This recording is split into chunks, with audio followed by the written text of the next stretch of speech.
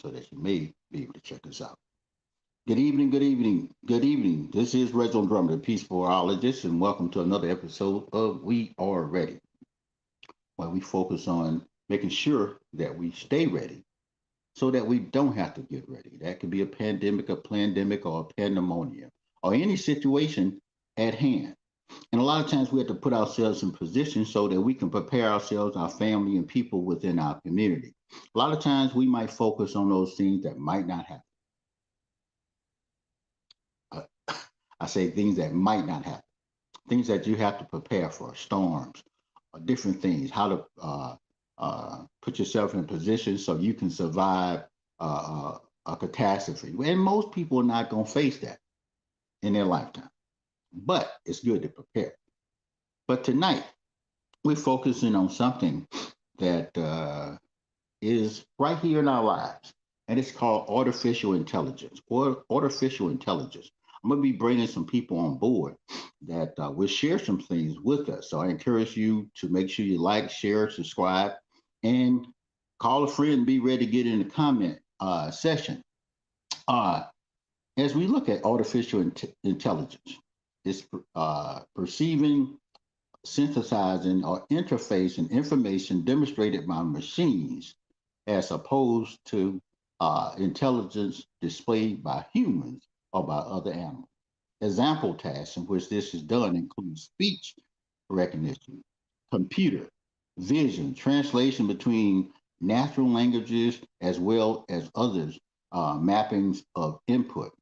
AI applications include advanced web search engines such as Google search, recommendation systems, YouTube, Amazon, Netflix, understanding human speech such as Siri and Alexa. We're familiar with those. Self-driving cars, Tesla's, Waymo, generate, generative or creative tools like Chat GPT and AI art, automated decision making and competing at a highest level in strategic game systems such as chess and Go. Matter of fact, AI has already beaten chess players, and it just beat, I think, a year ago, a game that they thought computers would not be able to achieve a victory in. That was the game Go.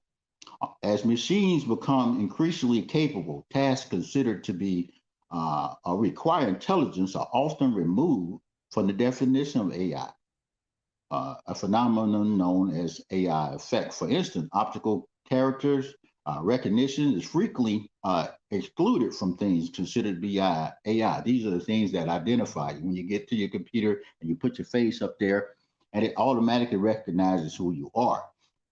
We hear a lot of pros and cons about artificial intelligence. A lot of pros and cons. We see applications, whether it be in medical, whether it be in warfare, even a lot of doom and gloom. Right now in the Ukraine, believe it or not, one of the things that is leveling the playing field is artificial intelligence, devices that are capable of replacing men. So these devices are capable of, inflicting harm on the enemy and reducing lives lost. And this is something that the Ukrainians have, as well as the Russians. So they're minimizing a lot of damage to themselves, but then they're inflicting harm on others. And we see a lot of different applications. No matter where you stand, you are currently using some form of AI, or you've been exposed to it. When you say Alexis, I don't want to say it out loud, but Alexis, play this song. Guess what? Bam, that's AI. But tonight, I'm going to bring some people into the fold that are currently using AI. Yes, everyday life. These are things that sometimes we say the computer is going to replace human beings, but guess what? The people that utilize AI, artificial intelligence, or any tool will replace other people. And I'll say that again, the people that learn how to use these tools effectively will replace some of the job sets and job skills of other people. So I'd like to bring a couple of my guests on board this evening. as we take a deep breath and unpackage this thing called AI. Leticia, how you doing? Good. How are you? We're You doing you great. have me up as Foodie's Taste Kitchen. It's Artish Creations. Okay. Well, Hi. you might You got right. Foodie's You might Taste have to Kitchen change. there. Okay, you might have to change that in your settings, It's okay. It's okay. but that's good. Well, before we get started, maybe you can tell us a Oh, little I bit about do. yourself. Oh, okay. That's okay. That's okay. I'm Leticia Owens. My company is Artish Creations, and we are celebrating 33 years in business. Our anniversary was June 1st. Right now, I have for the last well, let's see how I want to say this. I'm a marketing strategist by profession, and I'm also a content creator and social media influencer. Every day I post interesting things, foodie post, uh, political. I was very heavy into political during the election. And after that, I started really focusing on food because Foodie's Taste Kitchen was launching, and we wanted to get that box marketed and promoted. And so a friend approached me. I hope she's going to join us, Diane Roney. And she started telling me about Discord. And I was really burnt out last year, with illness, but I feel so much better now. And thank God that's over with for the moment. And I'll say it like that. And I thank God every day that, that I can say, I'm cancer free at this moment. So, with that said, I was pretty burnt out. And I'm going to be very frank and honest tonight. And so she called me and she said, "Hey, Discord." I said, "Where did you do that? Where did you do those pictures? I mean, how did you do that?" And she started showing me all these things. She was laughing on the phone. And I was like, "Oh, wait a minute." She said, "Wait a minute, look at my picture." It was really hilarious. And I said, "Well, how did you do that?" She started saying, "Discord, go to this program called Discord." And it was all combobulated to me at that time. And she said, "You're going to go within that as a app that's called Mid Journey." And then she said, "But at the same time, I'm on Canva. I've been on Canva for the last 5 years. Canva also has this app, this artificial intelligence. There's several of them out there." And so I was switching between both of them. But anyway, long story short, she showed me the technology. She said, "I'm going to give you a prompt." And prompt are what you use. They call prompts. They're what you put into the computer to tell it what to do. And the more Mm. description you have, the better. And being very descriptive. And there's certain words that the machine, I like to call it the machine instead of the computer now, likes. And it just actually goes wild when you use these types of prompts. So when Diane was showing me this, she sent me a prompt. And Mm. I used the prompt and I was like, wow, man, this is pretty deep. I loved it. And I said, "Oh, wait a minute, why don't I tweak this a little bit?" So I started tweaking the prompt and getting more things, and I got addicted. About 2 weeks in, I said, this is some creepy technology. This is really creepy. I mean, it was almost like it was reading my mind. At one point, I thought it was anyway, and it was little things started happening. So anyway, at the end of the day, she gave me that prompt, and then I started working with that prompt. Then I started doing my own prompts, and I started thinking about all the things that I could do with this technology. So first things, I started collections, and I'm very, very pro black business, pro everything right now.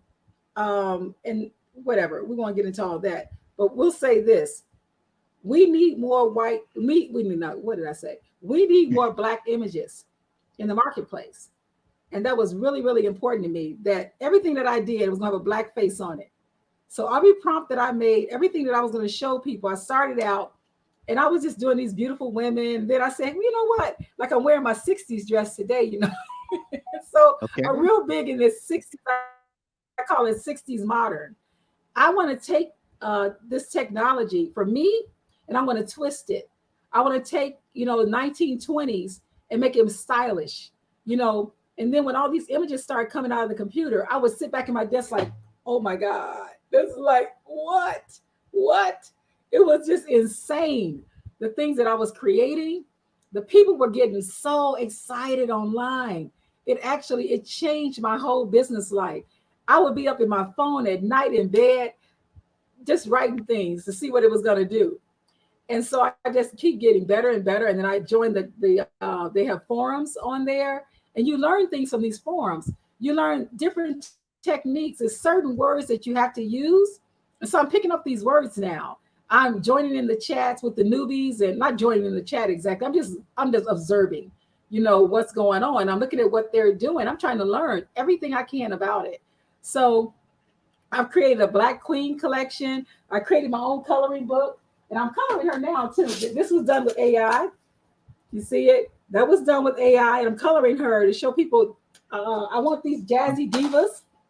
I did the African dress. I call it a free spirit. We'll call it the free spirit line collection. I've got a collection in New York, like old New York, old Harlem, like Harlem Renaissance, jazz collection. Anything I could think of, I just put it in there. And to me, absolutely, it's liberating. Now, some people, I know that there are going to be a lot of people criticizing this technology and saying, oh my God, it's going to take over this. No, I say it's too late. It really is. It's almost like if you're not in the cutting. Go ahead. I say, if oh you're yeah. not, if you're not using the technology right now and you're afraid of it, just put a few little simple prompts in and see what happens. And that's what it did for me. But I was not afraid of technology. I'm not afraid of technology. I knew this was coming because I have a client who's MIT grad, and he had me sign, oh my God, so many disclosures. And it had to do with a lot of this, his project. I can't really go into what it's about, but I started thinking about it, and I said, I think this is what he was talking about. And it's already here. He's still working on it, but his thing is going to be even more explosive. So there are people out there who are working on various projects and various technologies that are going to just explode. I mean, they're really going to explode. And this AI technology, I'm not even going to get into when they introduced me to Chat GBT. Okay. Now, that was introduced to me by a friend in LA. And there you go. She got it mid-journey, right? Oh, okay, okay, great. So that's great. I'm glad she did that, because people would understand it better when they see it. It's addictive. I mean, once you get a good prompt and you start using it, OMG, Adrian knows it's addictive. And you just start tweaking it, little thing. I have designed my own paper. Everything I do, like I said, I got a fashion show, models. I've got all kind of things. I got a new line coming out. I can't discuss it right now, but it's something for kids. And when I tell you about this, I want children, I want especially Black kids to feel good about themselves, because my whole background, I started going to schools and teaching creative writing through drama. It was called creative dramatics. And what I would do is I go into the school system and I would make the books come alive. And after we had all of our fun acting and making these books come alive, the kids would sit down and write and draw pictures. When I tell you it changed things in that classroom, the kids began to write and express themselves because they just had an experience. And AI is an experience. It's almost like when the pictures come to life, you're looking at that vision, you're looking at that board, and it's bringing those pictures to life. And until it gets to that 100% fast, you're like, whoa. I mean, literally, I'm always amazed, and I'm clapping my hands. And just saying a little bit about the GPT technology. Actually, I'm on a program called POE, P-O-E. And I was introduced to that because Chat GBT has stopped everybody from using it at one point. And there it is. It's going to come up. This is the most exciting moment, is when that blurry vision, and you're like, oh, what's going to be? What's it going to be? I mean, you can't buy this, man. This kind of excitement is like, that vision is coming up, and you're like, oh my God. And then finally it's like, wow, there it is. So am I excited about AI? Absolutely. I can use it in every aspect of my business, and in a good way, not in a way that it's going to hurt or harm or do any damage. I'm not really trying to go after people's copyrights and doing stuff like that. I'm going to have to do my own stuff. Everything that I put in that system is my prompts, my creative, original, organic prompts. So the other thing about ChatGPT, when I got a hold of that, I said, don't put me on a writing program.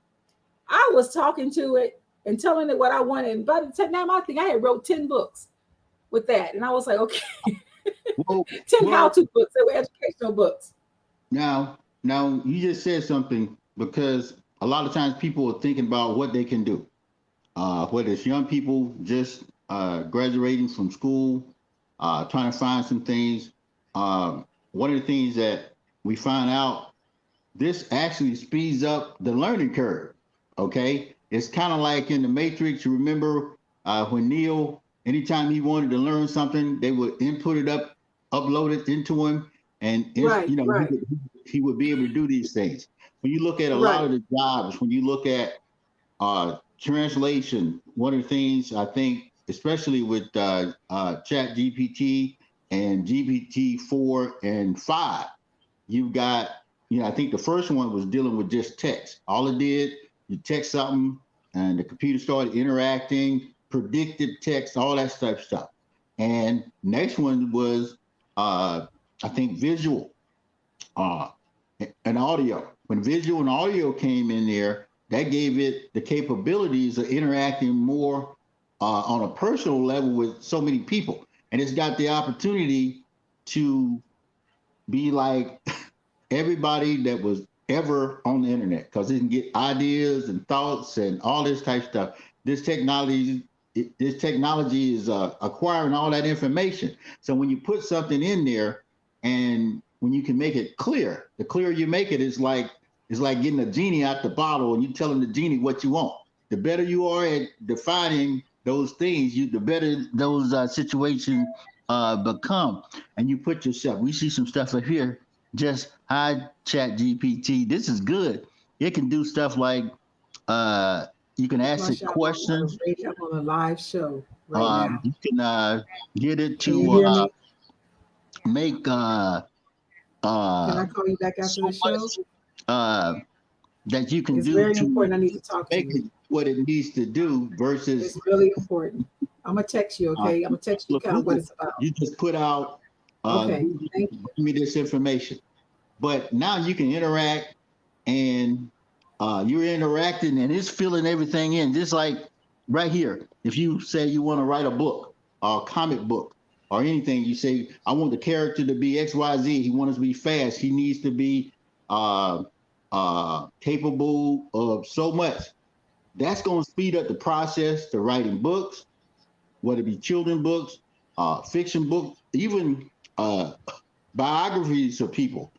It can go in and get all the types of information that's out there, and it becomes up to you to decide how much of it you want to use. There are people making term papers, and sometimes they say it's like cheating because you got all this information at your fingertips, but you're doing the work, but you actually using the machine to take it to a different level. Whether it be art, an artist could be painting where it took him hours and sometimes months to generate an art form. Well, when he gets to uh, uh, this technology, he can speed up the process. Oh, we got somebody else coming in, and this is another young one. Nephew Kenny Fame, how you doing out there this evening? Hey, Younger Drum, how you doing? Doing great, doing great. What's up there, Mr. William Curry? Maybe you can tell a little bit about yourself and what are you using artificial intelligence for, or some of this stuff, this technology. Me, or you talking to me? Yes, you, since you just came into the fold. Uh, Introduce yourself. I'm Kenny Fame. The guy. If you guys remember me from the last call with Two Tech Savvy, we help seniors how to teach them how to use technology, and keep them up to date with the latest technology. Um, Now, my take on AI and this topic, I'm not a fan of it. Um, I think it's dangerous in a lot of aspects. Number one is because, like I seen a video, they were talking about, well, the rapper Drake. I'm sure you guys know who Drake is, Right. but they use They used his voice, and they had a feature. Well, somebody made a feature with Drake, but it wasn't Drake. So somebody had a song with Drake, and it wasn't actually Drake. So that song kind of went viral, and they thought it was Drake. And Drake had something to say about it, of course, because it wasn't him. But it sounded just like him, and it was, you would think it was him. If we didn't know, we didn't. But they found out it was an AI, and I think it's dangerous because as a father, you know, what if I'm at home in my place and I got these things laying around here, like something like this. What if I'm talking to my daughter and I say, "Hey, princess, open up the door"? Or what if someone else says that? Or what if someone calls and say, "Open up the door, it's your dad, it's your mom, or your auntie," and it sounds just they're used to that voice, and they go along with it, and it's not them. It's dangerous in that aspect. So I don't like it at all. It's, it's, it's got a long road to go though. I think it's going to be a lot. I don't know the laws with it. I don't know if it's like nationwide legal. I didn't but I don't like it personally. Well, like everything, the government's trying to find a way to regulate it. If you recall, and this might be long before you were born, King. I think in the early '90s, they this technology, machines replacing humans are doing tasks that humans normally are comfortable doing. One of the first times this happened, I think Natalie Cole sang a duet with her father. He had been dead about 30 years. Okay. Uh, and they call it intellectual property because they found out that somebody else owned the masters. So, she came through some lawsuits for using her dad's voice in a duet. Oh Fast well. forward in the '90s, Dirt Devil vacuum cleaner took an image of Fred Astaire and had him dancing with the Dirt Devil vacuum cleaner. That was the image, and the family brought lawsuits in because they were using the intellectual property, his image, his likeness, that type thing. When you look at some of the drawbacks, like you said, with language, telemarketers are using it because they could come in and imitate any voice, any sound that's pleasant to you. So it could be a dangerous situation. But on the other hand, it does open the door. If you want to speak to people in their native language, this software, this technology opens that door up, and it brings the world a lot closer. Yeah, I'd like to see how. Well, Kenny, it's already happening. For example, some time ago, I was in Walmart and I walked in Walmart and I knew it was coming. If people don't go to work, AI is already going to replace you. The machines is going to replace you. And it's like we're doing it to ourselves and we don't really realize we are. But the people are out there, they say, hey, we got to make money. We're going to figure it out. So what happened is that I went into Walmart and there were these people there. They said, hey, would you try this new technology out? And we'll pay you $60. We'll give you a $60 gift card. You can just shop as normal, but you got to wear this contraption on your head. So I had this contraption on my head, and this thing probes to me. And basically, what they were doing is they were watching this camera. It was a camera to my head. It was hilarious. It looked like something that somebody did in a mad scientist lab, right? So I was walking with that, and I was walking with a little pack for me. And at the time, Walmart was saying, okay, we just want to see how you shop. And a guy became very disturbed by it. He stopped me and he said, hey, I'm seeing a bunch of you walking around here with this stuff on you. What is this about? What are you doing? And I said, well, what are you, coming up to me? I said, well, actually, I'm doing a survey. And they're going to pay me 60. He said, yeah, because I've seen about 6 people walking around with that. I said, yeah, because we're going to get some money. And at the end of the survey, in marketing, because I'm in marketing, I knew it really wasn't about that. It was about this new laser gun that they were doing to shoot the product, this pricing gun. Okay. And I said, oh my God, I knew at that time, I knew they're going to do self-checkout. Self-checkout is going to take over because that laser gun was really what the survey is. So what do you think about that? At the end of it, all that stuff we did, it had nothing to do about nothing except the laser gun that they were trying out. And guess what? I just saw them take away half the cashiers at the Walmart near my store. And guess what? It's self-checkout. Yeah, more common like that now. Nothing you can do about it. It's just going to happen. And I don't think you should be afraid of it. That Drake situation, I'm sure that the record industry right about now is trying to figure out all the legalities and all the things they can do.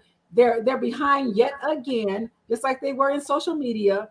When Coca-Cola got its name bought, Coca-Cola had a lot of money. What did Coca-Cola do? They told that guy, they probably said to him, you know what? This is our brand, this is our name, get off of it. But there's some other people who weren't as fortunate and still are fighting for their name right now, their domain name. Right. That's going for astronomical amounts of money because they're late to the party.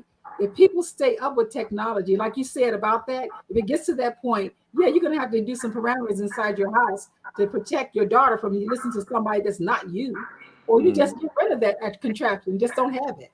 Well, if it's going to come down to that and her safety. Well, in anything, it can get into the wrong hands. Okay. There's always a pro and a con. There's always a good and a bad. If you can think of a way to use something for good, there's always somebody that's got the other side to use it for bad. A lot of this technology is really going to help some people. And I know sometimes people say, well, man, that's what they said about this. That's what they said about that. But anything that helps us as human beings create a better quality of life. If you can get, matter of fact, in the lawn care industry, they've got lawnmowers that can mow the yard, cut it. It won't do it if your grass is real high. But just say to manicure your yard, this thing will come out there, measure the yard, and cut the yard. Look how much time that saves a human being. Inside your home, the vacuum cleaners that come out and clean up a spill or anything like that, all that's part of artificial intelligence that's going to replace or help you stay cleaner and better and all that type of stuff. So there's a lot of application when you look at stores. A lot of times, I think we were in a restaurant and the robot came out and brought the meal. Now, it's the order was clearer because we actually inputted the order at the table. And then when the order got back to the back room, it was prepared by humans, but at the same time, it was placed on this robotic device that came out and navigated around all the people. Though the biggest problem it had was humans looking at it, stopping and taking selfies with the robot. Yeah, it is what it is. Can't make this up. But you have to embrace this. I know you're a younger person there, King. A lot of what's happening, when the internet and social media first came out, especially in minority communities, we were saying, oh man, you don't want this, is a mark of the beast, and this thing gonna take over, this and that. And we fell behind a lot of people. Even today, we catching up. We catching up on social media, we catching up on technology, we catching up on a lot. And it can really, if we put some parameters around it, some controls around it, we can put ourselves and our families in a position where we can use this to help us be more efficient and not replace us. But, younger people, even older people, gonna want a better quality of life. You don't want to be working all your life. You don't want, all this stuff. You don't want to be doing physical, all this heavy lifting. And when you get the machines to do this, it's going to create a different atmosphere for people. There's a project called the Zeitgeist Project. This project came out 40, 50 years ago. And the whole thing was talking about replacing labor. And by replacing labor, it also created something what they call a universal payout system.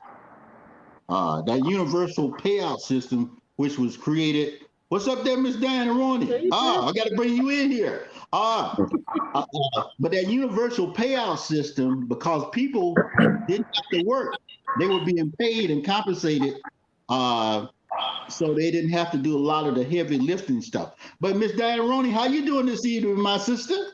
I'm fine. Maybe you can tell us a little bit. I was trying to get on my iPad.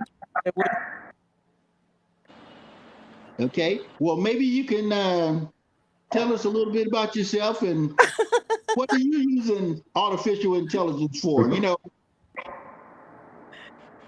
Well,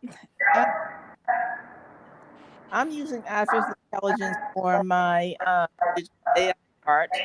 My business is a online crafting business. I've had an online African fabric shop for a long time, and I've done crafting for a long time. Yeah, and I decided to take the digital AI art into the creativity of my scrapbooking, cards, design, my quilts, putting into my quilting fabric, creating fabric out of it. So I'm kind of like taking all of it and encompassing the whole entire yard, 9 yards of what I do. Okay. So love it. So you would give this technology a thumbs up because it seems to give you an advantage. Well, yeah, I mean, I'm also an avid ChatGPT person. Love that too. I use ChatGPT as my virtual assistant. Even though I am a journalist by trade, I'm finding that a lot of the stuff to utilize it for, especially in writing and editing, composing, it's helped a lot with my website in terms of what I want it to say. So I'm I'm an advocate for it. I think, there are going to be some regulations to it because there are some people that just don't know how to do things right with anything. So of course there's going to be some idiot out there that will try to destroy it all by acting crazy, which will put maybe a damper on what we're trying to do. But yeah, I mean, I haven't had a problem, and I really love it. I love it. Okay. I know we got some people out in the chat. What's up there, Mr. Biz Barrett? I got to get you on when we get that second half because I know you can give us some real clarity when it comes down to some of the things that on the other side of this technology. Ms. Deidre, good to have you. I sent him the link. I sent him the link, Reginald. Oh, okay. Okay. To join us. Biz, join us. I sent you the link. Okay. Well, it's kind of interesting that a younger person would have a little bit more objection than some of the more seasoned people. I mean, the future is going to be in you guys' hands, Mr. Kitty Fame. It reminds me of back in the day when I was growing up, we were fighting the metric system. They told us when I was in the third grade, they started using metrics, and we said, "Oh man, keep that in Europe. We don't want it. We don't need to embrace it." And I see now, at 60 plus years old, there's more metric systems out there. Now, once people get the notorious B.I.Z. in here, Brother Biz, are you there? Brother Biz. Yes, can you hear me or not? I'm still getting used to it. You can? Okay. I don't see that picture. How you doing? Oh, I'm just cooking dinner, so if you don't mind, I'll stay off camera for a minute. Well, okay. As long as you cook everybody a plate, we all right. But maybe you can share some stuff. Tell us a little bit about who you are and what you do, and what you can tell us about this technology. Oh, my pleasure. My name is Biz Barrett. I'm a Brooklyn-born son of Jamaican immigrants, and my father was a renowned math professor. And through his teaching and guidance, I was a child prodigy in math, and I was able to be doing calculus by the time I was 14 and stuff. That paved my way to go to MIT, and as a result of that Yay. experience, and also the influence of my dad on me, I became extremely interested in the field of epistemology, child psychology, education, and the information flows that facilitate those things. So I was a natural for AI. I don't know if you ever saw that movie with Big Hero 6, that little kid, Kiro, the little kid from Japan who was Yep. creating robot. Okay, that was me, except I'm from Brooklyn though. So I'm just saying, just to give you a little background. So this has always been my wheelhouse. I've always been in love with robots and the potential of AI. Now for my message to my brother King and people who are concerned about this is that your point is well taken, and it is a viable position to have. Right. But here's my response. Even if you're non-tech, do not allow that response to cause you to do nothing. We need people who are non-tech, but who are advocates for this branch of AI, which I call human AI. Okay, so human AI is that branch of AI that specifically focuses on the things that King and others who think that way are concerned about. We need, as people, as leaders of the human AI branch, we need people in the masses that understand the difference, and as a result, instead of becoming anti-AI, they become pro-human AI. Right. I think if we can get a lot of people to make that transition, then we would have a different discussion. Wow. Now, when I heard King talking, I shared fishnetplan.org in the chat. That is my website. If you want to see examples of how educated Black folk are taking this on from a humanitarian standpoint, that would be a good starting point for you, King, and others that think the way you do. No disrespect, no worries about your concerns and apprehensions. We take that on as initial conditions in the designs that we come up with. With human AI, we design systems that directly address those concerns and treat those as almost like requirements that we have to satisfy in order for our people to be comfortable with our AI.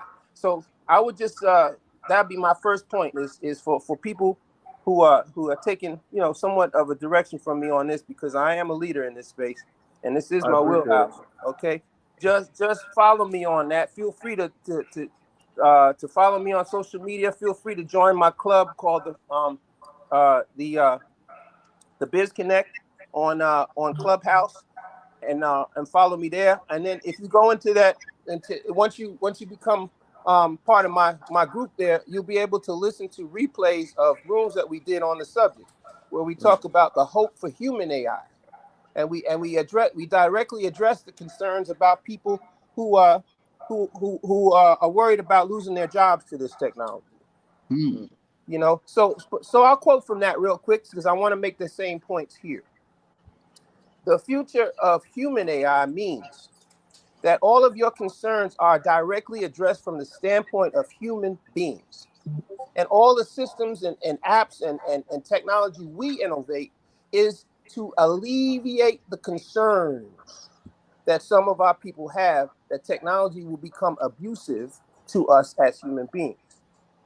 So when I talk about apps that facilitate human AI, you're going to hear a lot about education use cases.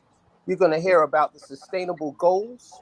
Okay, you're going to hear about and I love to do this. I love to say it in street terms. You're going to hear about how AI can help us with some global Harriet Tubman shit. Mm-hmm. Okay. All right. So what does that mean? It means that we now have the ability to use AI, which I have a patented brand for creation of helper bots, which I've been sharing with Tish for years. Okay. Which you can find if you go on under my birth certificate name, Bertrand Barrett, on the internet. The personal helper bot system. If you look that up, you'll see a patent there describing what I was thinking of in 2012 and which was published in 2015, and which directly addressed the vision I had for how helper bots could help human beings to be more efficient, and to become a much more cohesive society of connected people. Okay, and what does this mean? I mean, it means I've been to the continent 4 times, 3 times Nigeria, 1 time Kenya. It means I've been to Dubai 3 times. It means that I see myself as a global citizen with the intent to unify people around the world using this technology and using my own brand of AI helper bots. And as a result of this now, to become a much more global, cohesive society of connected people. Now, what does that mean when it's in practice and we're beyond the technology point? It means that we can have virtual classrooms of kids from all over the world who are all learning at the same time. It means that using AI, we can give children the gift of each other. It means we can create new types of classrooms that have never been created before, ever. And as a result, just by the very premise of what we're suggesting, we are growing up global citizens. And by virtue of that, they automatically have some of the things that we're inculcating into them. A global concern, a concern for sustainable goals, a concern about the planet, a concern about each other, and a world that is not defined or confined by shorelines. This is what we can do with AI once it is implemented by somebody who has a vision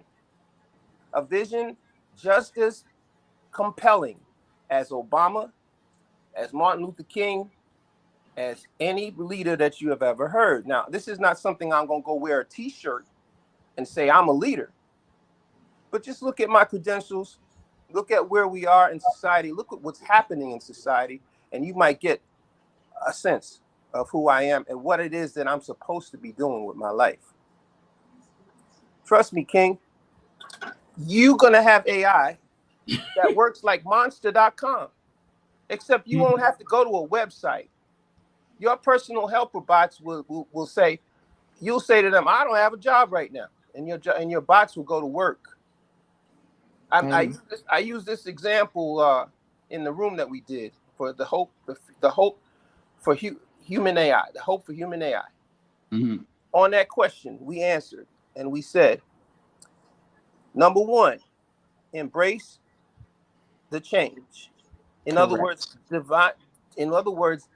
train your mind with anything that's coming that's new to begin to look for the ways in which an early adoption of that new thing gives you a strategic advantage over everybody. That's number 1. And that's from a book I read called Future Spark by James Canton. Number 2, embrace AI, meaning that find the part of it that you can stomach. I hope my definition of human AI has helped. And then advocate for that and be smart enough about it to be able to get under the hood and say, well, this part of it I like and this part of it I don't like. Right on. Fantastic. There you go. And then the last part is, once you identify the parts of it that you like, learn to apply it in your life so that you may gain and your family may follow you and gain a strategic advantage. Okay. So in the example of job hunting, yeah, there'll be some instances where jobs that were pretty much, I don't want to criticize anyone's job or criticize anyone who has a job like this, but let's just say they are automatable. Okay. So a company is going to say, oh, well, we used to have a person cutting grass, so now we found a robot that can cut grass. All right. Now, there's 2 ways that the grass cutter can go. They can say, well, I used to cut grass, but I learned about square foot gardening, and with the same skills, almost the same skills, I can learn how to plant a garden in 6 feet by 6 feet and be able to create squash or string beans or tomatoes. And maybe somehow that adds value, because maybe there's a way that I can either use that to make food, or maybe I can actually sell my tomatoes.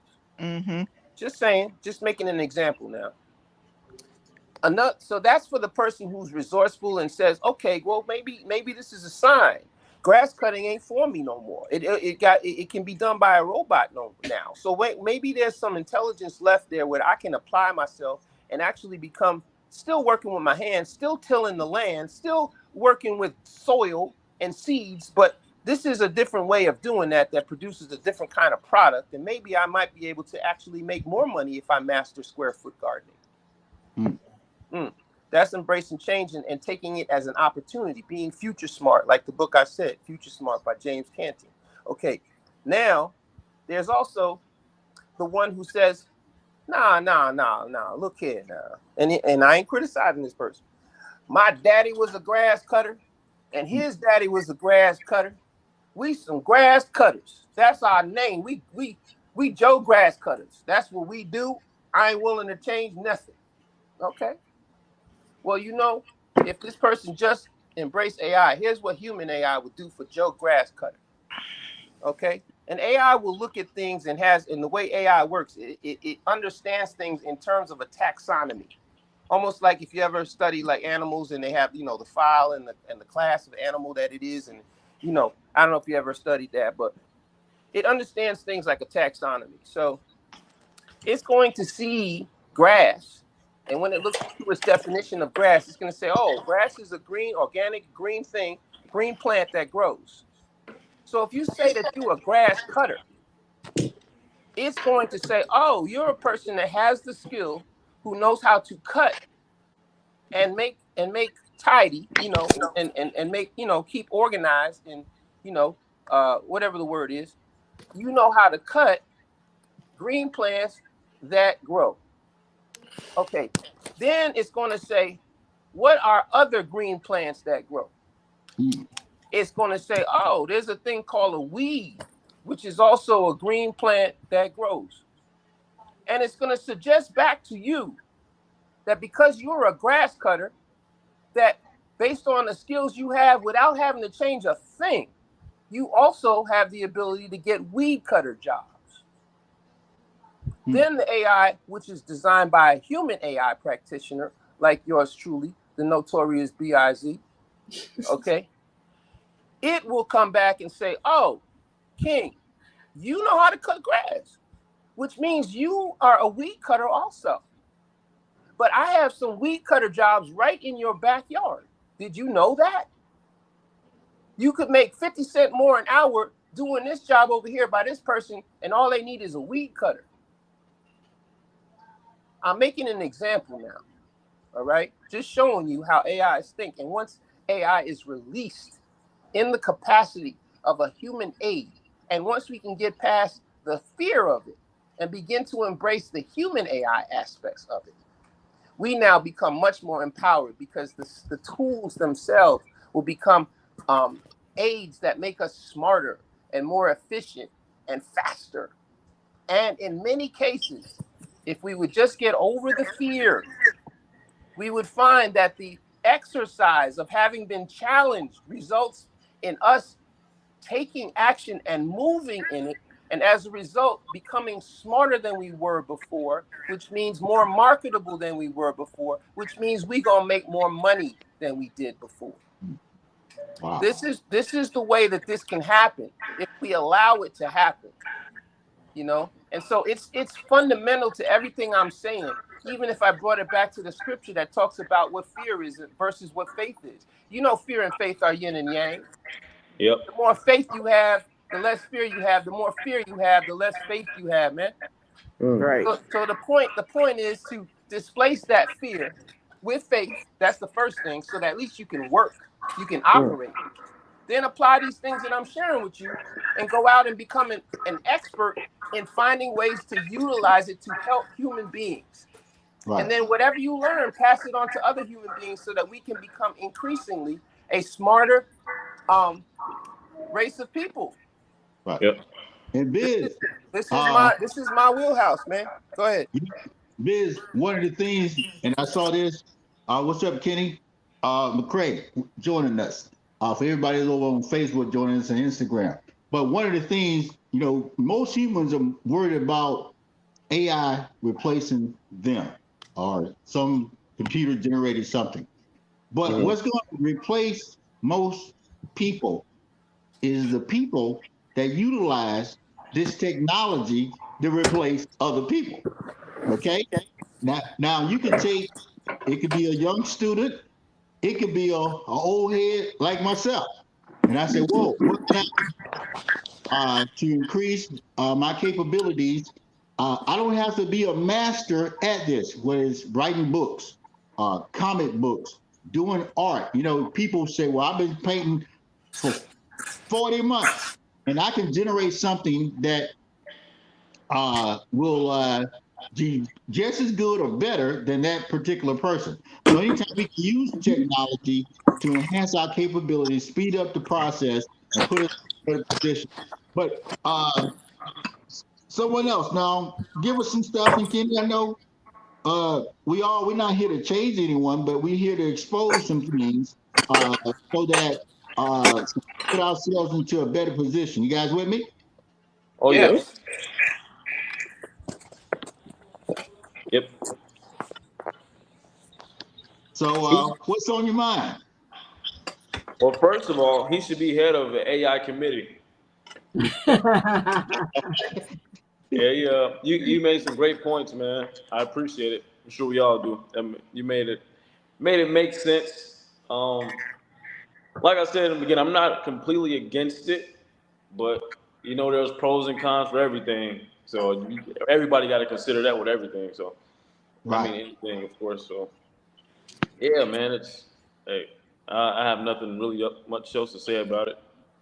Um, Yes, there will be opportunities for people who are not even techies to do things like, for example, starting organizations whose purpose it is, even at the human level, to make noise, sort of like an Al Sharpton type of function, where they are on top of the things that are happening in the field, keeping a pulse on the extent to which it may be impinging on the lives of human beings, taking each one of those cases and scrutinizing them to find out, even using the technology to find out alternative means, like the weed cutter, grass cutter example, by which that same person may be more employable, or it may be capable of making more money. But at the same time, we have to be concerned about. I don't know if you all have ever seen the documentary on coded bias. Where machine learning, which by the way is only one type of AI, it is not AI, can fail if it is not trained on the right kind of data, or a data set that is diversified enough. This is true whether you're talking about people or whether you're talking about healthcare claims. It doesn't matter. The technology doesn't work if you don't test it by having a very, very well represented set of all possible types of data. Once you have that, you might actually be able to train up something smart. But if you don't have that, you'll train up something that is biased in its thinking and can handle certain cases better than others. And this is, again, not just a people thing. There was a system I was working on that was being built by a company out there that does real-time claims. And my thing as a QA analyst, because that's what I do for a living, is to make sure these systems work, was to tell them, listen, if you don't have a data set that is diversified with every different type of claim, your system is only going to be able to process hospital claims, and it won't be able to do professional claims, and it won't be able to do these cases because you don't have enough data. So that's just a drawback of machine learning in general that anybody should know about. And also at the same time, what we have to know too is, and this part isn't proven yet, because people like myself who have these ideas haven't gotten funded yet and haven't gotten our systems out there yet. But what you're going to see over time is more examples of AI that are coming from different ways of mental models. Because generative AI, which is what bad connection. ChatGPT is based on, is all based on this whole notion of machine learning, which needs all this data to be able to be smart. Okay, that's why it in its fancy words it talks about I can with 100% confidence. They call it the confidence level. In other words, what that shit is saying is that if you don't have 100% confidence, if you have anything less than 90% confidence, that system is stupid. That's what that means. So they have to have enough data to make that system smart, and when they do, it does become smart. Right. But when I talk about AI, I'm thinking holistically about the whole thing, because as I shared with you, I was taught by the original gurus. If you look up what was the first helper bot, you'll find that it was something called ELIZA, ELIZA, and it was built by a guy named Joseph Weizenbaum at MIT. That was my thesis advisor. Wow. Okay, so this is my wheelhouse, yo.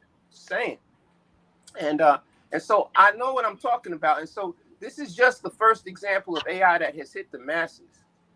But if the rest of us have anything to say about that, there are other ways to think. Cognitive models. You know, this is a field called epistemology, the study of how people think and how people solve problems. You're going to have more systems that come out that model other ways. You know, in other words, for example, they have hybrid AI, meaning it's more than just machine learning. So one of the examples I like to use all the time is, isn't a system smarter if it knows where it's stupid? Okay. So a system should know that if it doesn't have a good data set, that for certain questions that you ask it, it don't have the qualifications or ability to answer. Right. So a hybrid system, like something that I would design, would be something that only uses generative AI or machine intelligence, or the way they call machine learning, when it is clear that there is a well-trained and well-diversified enough data set that it was trained on. In those cases, you can use it with 100% confidence. In those cases where it doesn't, you have to use other types of AI to come up with that same answer. That's what hybrid AI does. It combines techniques that are built on different models, and it's more metacognitive than a person. Like we're you know, even some of us that didn't go to the best universities have basic common sense. And we know that if there's something that we don't do very well, we don't do it. Right. So if you know you can't swim, a person even with basic intelligence ain't going to jump into the ocean. Cool. Right. Hey, Biz, okay. Well, so we have to be smart enough to know, and AI systems we build on the basis of our the way we think, have to think that way to say, right. oh no, that's not I don't have data to be able to answer that question. Know, Brother So they Biz, don't. Go ahead. You know I'm going to bring you back for part 2 and part 3, because I know you can heat this thing up and drop some super stuff on us. But as we finish up, I would just like for you guys to, you know, finish up by letting us know how to get in touch with you. If you got a product or service or something like that out there, throw that out there. And I appreciate all the insight that you all shared this evening. But starting Leticia or Diane or Kenny. Okay. You can, let's see, I'll put my website, you know, okay, I thought I could put it in there. Just say it. It's but it's Artish. It's Foodie's Taste Kitchen is a division of Artish. I'd like you to go to my website, which is Artish. It's R is in Robert Tish, TISH, creations.com. And you'll be able to see all of my AI work, all of my digital art. I redesigned my website to include digital art. It has, and I'm going to be teaching using AI in some upcoming classes for social media. And those people who are afraid to get into AI, I'm going to step out of my comfort zone and go back to teaching. And I've been resisting this for some years. And I just finished up a program with a woman who was a designer for Nike. And she's using AI. She's no longer with Nike, but it was one of the best actually training programs that I have been in some time. She knew her stuff, and she gave us, you know, actionable things that we could do. I mean, she really pushed us to our limit for 4 days. And I had to apply for this. It was a beta testing program. I applied for it. I got in it. And I really didn't have any high expectations about this course. I sat in so many over the last few months. This class really rocked me to my core, and it pushed me beyond my comfort zone. So I had to really come back and say, hey, I want to give AI, and the whole thing was using this beta testing with AI and how she's using AI to create these incredible courses. And I want to say this really quick because like Biz was talking, if people just get simple prompts, I think that, what I'm going to be teaching is like storytelling, how to really talk to the machine to get what you want in a simplified way and using just certain words that make the machine do exactly what you want to. I was just talking to Diane, and I want to thank Diane while she's on here because Diane got me into this. She said, look at this. This is a lady who said, hey, I need you to look at this, and I said, she's the person that I said, hey, how do you do that? And I just, she knows I'm like a racehorse or like a freight train with no brakes right now. And it really, like I say, has changed me completely. I get up every day feeling good about creating something that I can actually do to sell using AI. Whether I'm using the Chat GBT or I'm using the Mid Journey. And I'm using like several of them. I'm using Spark from what's that thing called Fabrica? Creative Fabrica. Yeah, I'm using that. I'm using Canva. Each one of them has a unique. Well, one of them needs to work on it, but Canva has a unique way. I'm not, I don't badmouth the people, but they need to something happened because Diane showed me actually that program first. I'm pretty sure you'll bring us up to speed on that in your course. I'm sorry. I got Miss Diane, how you doing? My sister, tell us how to get in touch with you, what you're working on. Well, okay. I just revamped the new website with Tish, which has been good. So the new company name is Diane Roney Creates, which means it creates an encompassing of everything. I've gone back to the basics of when I first started crafting to encompass everything from the card making, scrapbooking, quilting, sewing. So I embrace AI in that way because it really is my virtual assistant. It helps me every day, not only to create the images, but I'm such a geek in the sense that, anything that I do creatively, I think about it. And being a journalist, I also think about it in terms of how AI can help me in terms of creating the right words to say, whether it's something political I'm talking about or something, I created several ebooks on teaching people how to quilt, beginner newbies kind of thing. I am on Instagram at Diane G. Roney. You'll find it there. You'll see all the things that I'm doing there. But I just embraced AI from Jump Street. I didn't have any qualms about it. I didn't have any negativity towards it. As I stated before, I said it's how you interpret and what you put into it is what you get out of it. If you want to do something negative about it, that's what you're going to get. But I am all in. I love the brother that spoke about it from MIT, yay, Boston, Massachusetts in the house.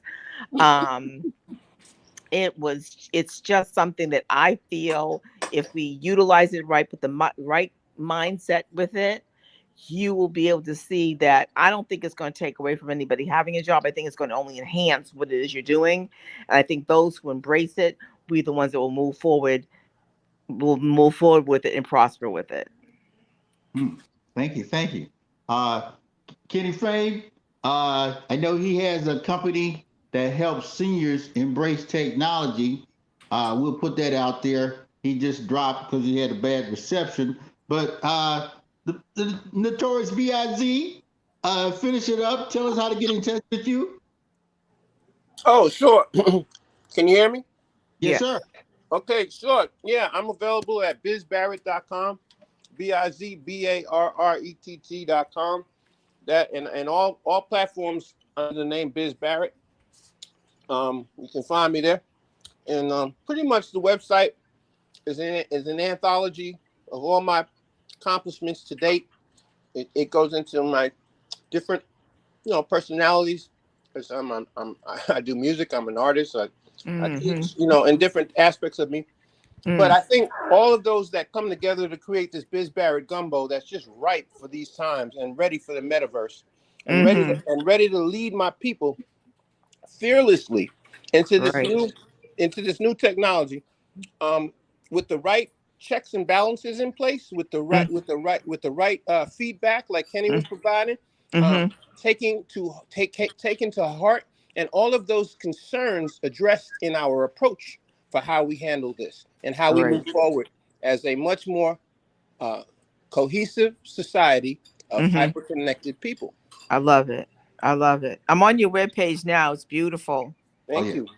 And thank all of you, for sharing your input, because as we share this with the community out here, we encourage everyone, because we say over here, we have to stay ready. We have to prepare ourselves. We have to put ourselves in a position so that we can sustain ourselves, our families, and our communities. And what better way than to give yourself, an equal advantage or some type of advantage. So we encourage you to like, share, subscribe over here at Square Mile Media Atlanta. And as the peopleologist, I want to say one final thing. The secret of walking on water, a secret of solving anything is just knowing where the rocks are. So the secret to enhancing our capabilities as a people, as a family, as a community is right in front of us. All we have to be able to do is use that technology to our advantage. It's a tool. It's only a tool. So with that being said, take care, and we'll definitely see you at the top or from the top. Have a great day. And stay ready,